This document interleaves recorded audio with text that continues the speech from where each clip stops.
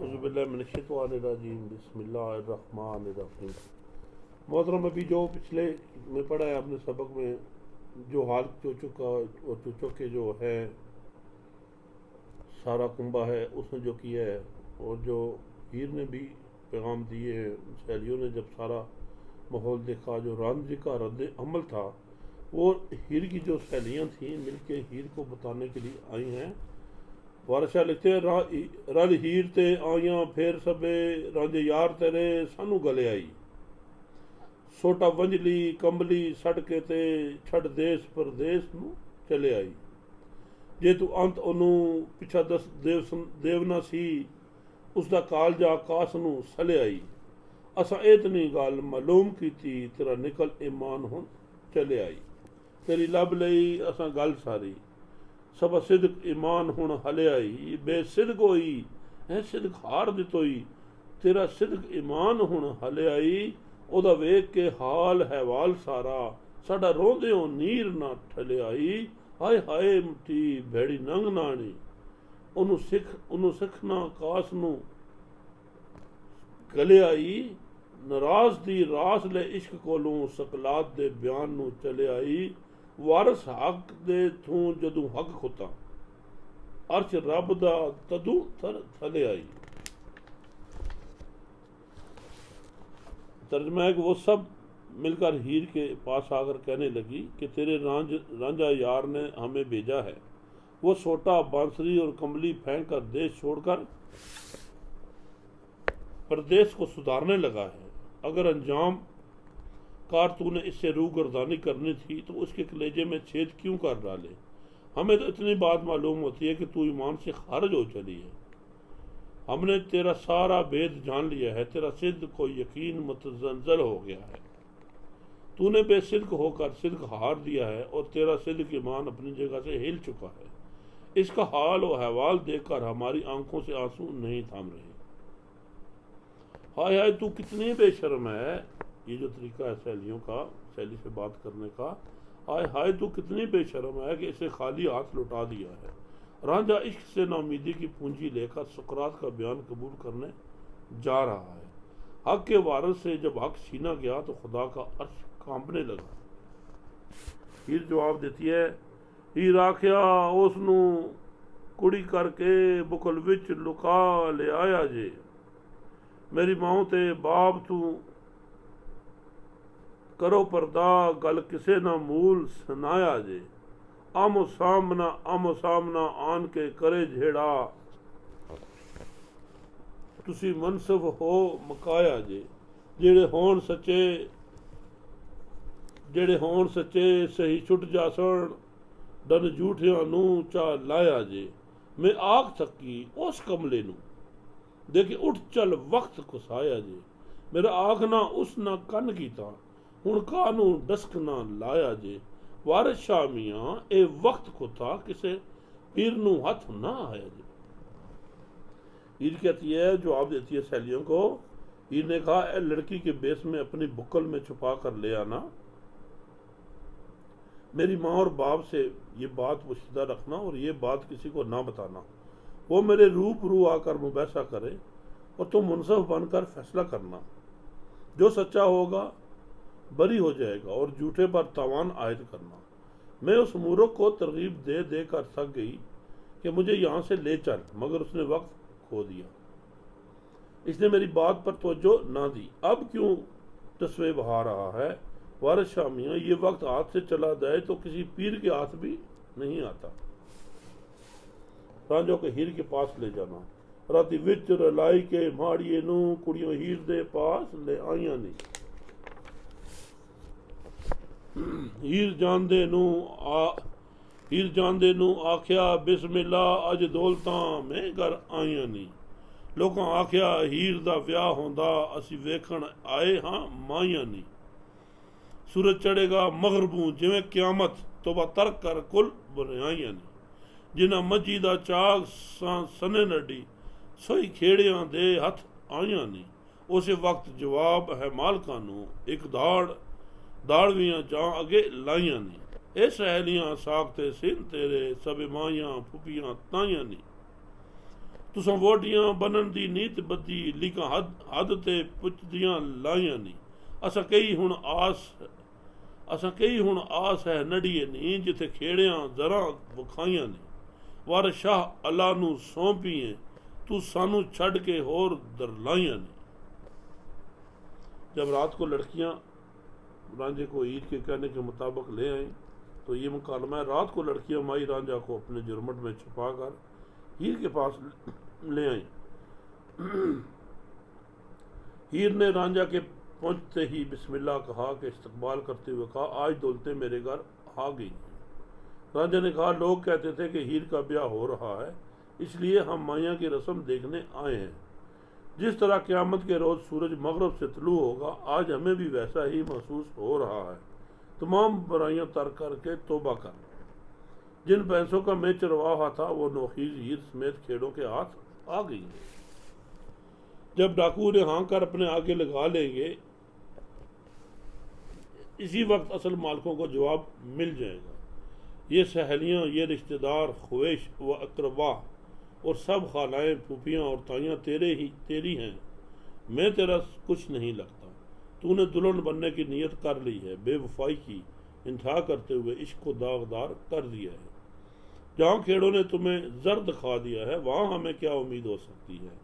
वारिस शाह कहता है, जा खुदा के हवाले, तूने हमें छोड़कर और जगह यारी लगा ली है। हीर के ब्याह की तारीख का तयन।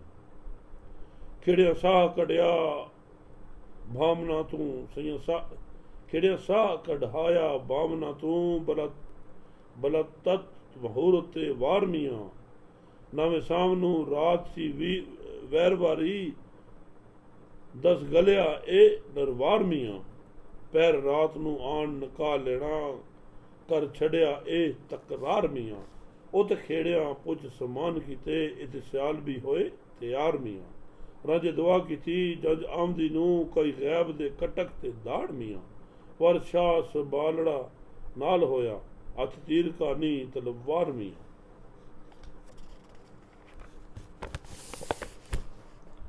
खेड़ों ने ब्राह्मण से शादी की मुबारक तारीख और मुहूर्त दरियाफ्त की। उन्होंने 9 सावन तमरात की तारीख मुकर्रर की और इसकी इतला शालों को दे दी। इस अमर की खुसूसी ताकीद की गई थी कि निकाह ख्वानी की रस्म पैर रात के मनक़द होगी। वहाँ खेड़ों ने असब इस्तात शादी का बंदोबस्त किया और यहाँ सियाल भी तैयारियाँ करने लगे। रांझे ने बदवा की कि आने वाली इस बारात को अचानक ताराजियों से वास्ता पड़ जाए। वारिस शाह हाथ में तीर और तलवार पकड़कर शहबाला बन गया।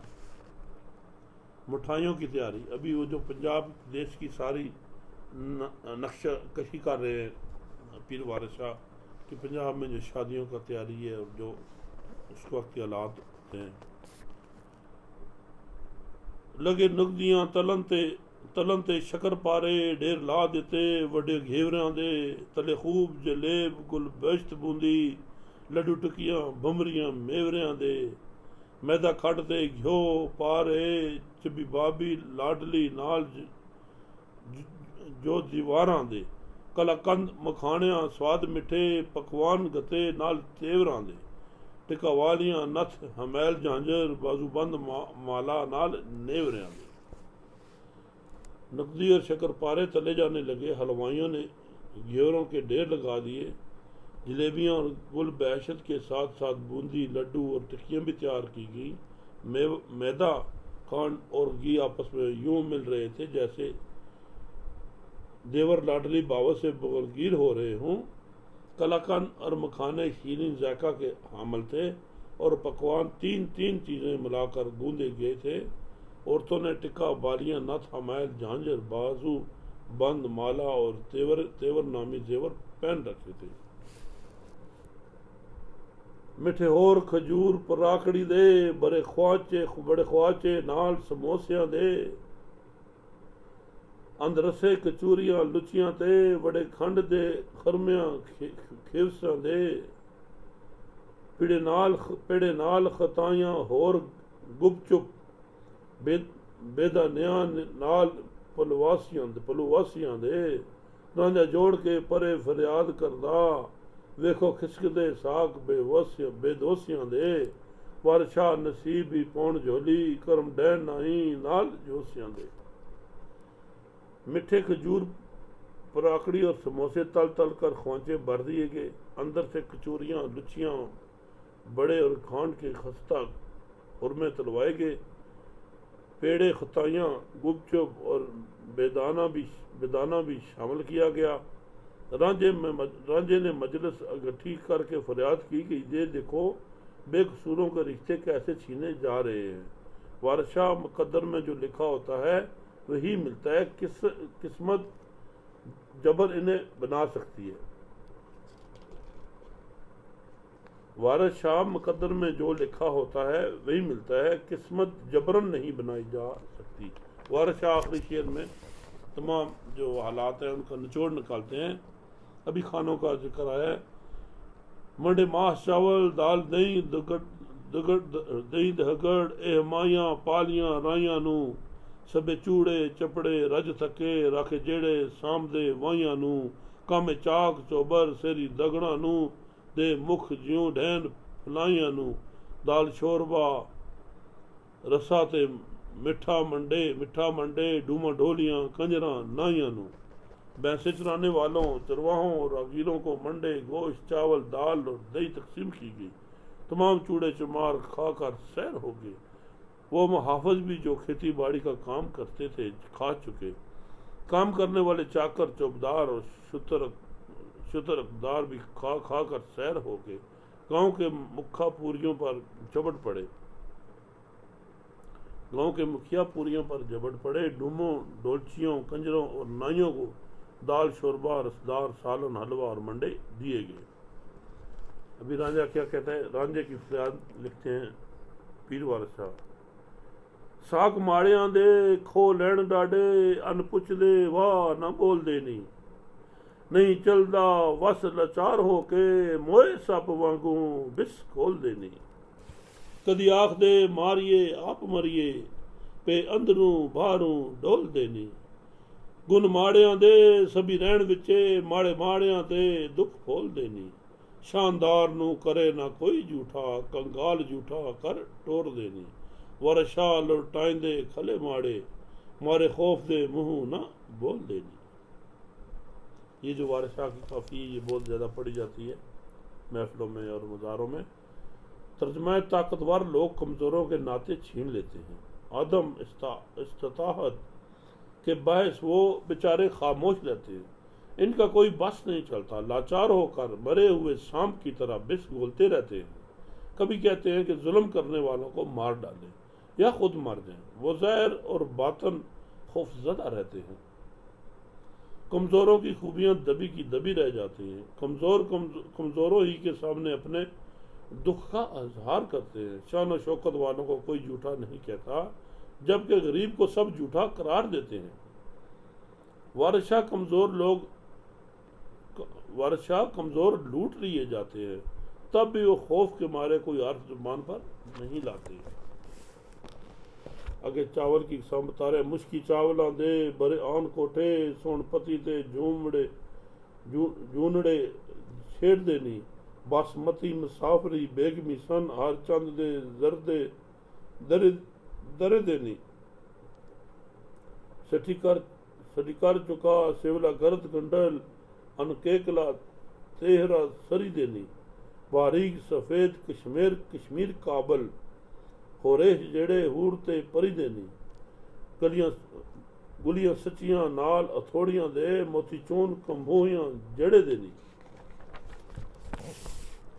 वारशा ए जेवरां गड़न खातर, पिंड सनयारड़े फेर देनी। मुश्की खुशबूदार चावलों के कोठे भर दिए गए। सोनपत्ती और जूने जड़े जाने लगे। बासमती मुसाफरी बेगमी हर चंद के जर्दे पकाए जाने लगे।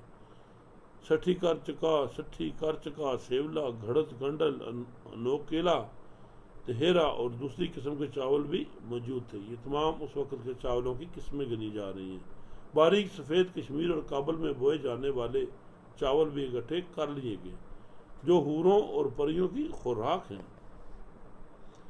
जर खालस की गुलियाँ मैं थोड़ियाँ और कमोइयाँ तैयार कराई गई हैं जिनमें मोती जड़े हुए हैं। वारिस शाह ये जेवर गढ़ाने के लिए गांव गांव के सुनारों को जमा किया गया है। आगे जो उस वक़्त के जेवर थे ये वारिस शाह बताते हैं।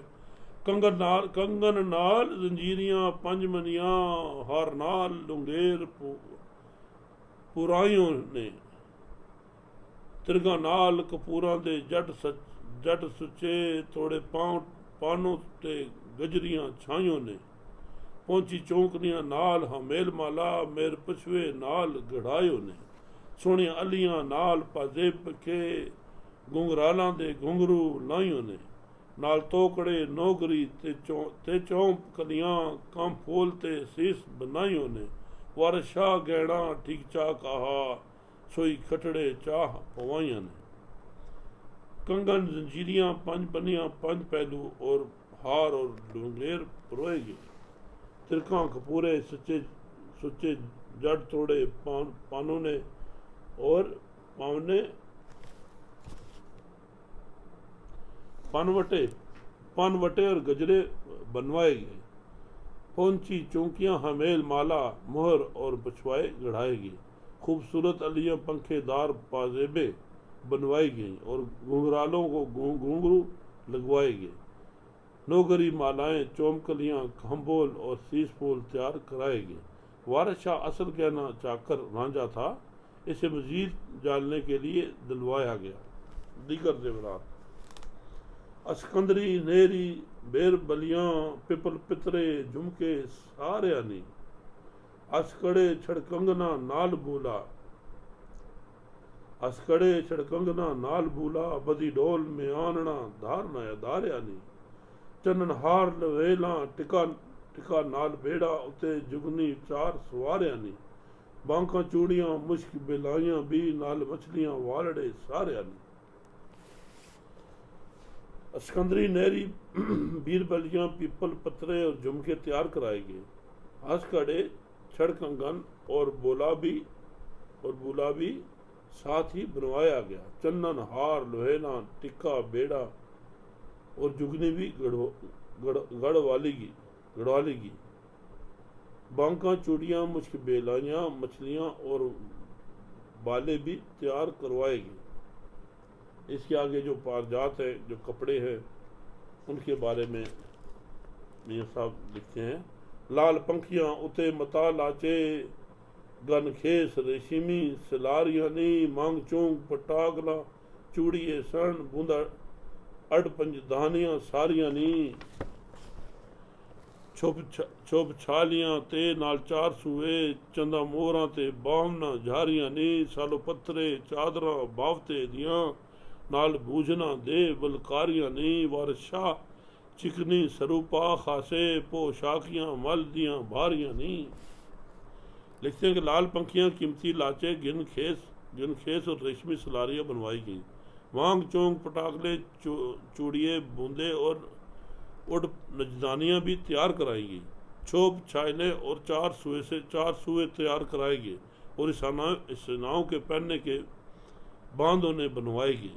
सुर्ख सालू बाफ्ते की चादरें भुजन और पलखारियां भी तैयार कराएगी। वारिस शाह चिकन के खालस सरोपा खासे और कीमती पोशाकें भी मुहैया कर लेगी। ये तमाम उस वक़्त के कपड़े थे, पारजात थे। ये पूरी शादी का सामान जो पंजाब में उस वक़्त चल रहा था, ये वारिस शाह उस तरीके से मुकम्मल बता रहे हैं ताकि कोई चीज़ रह ना जाए, उस कल्चर के आप वाकिफ़ हो जाए। आज का सबक यहाँ तक, कल इंशाअल्लाह बशर्ते ज़िंदगी हम आपके साथ है।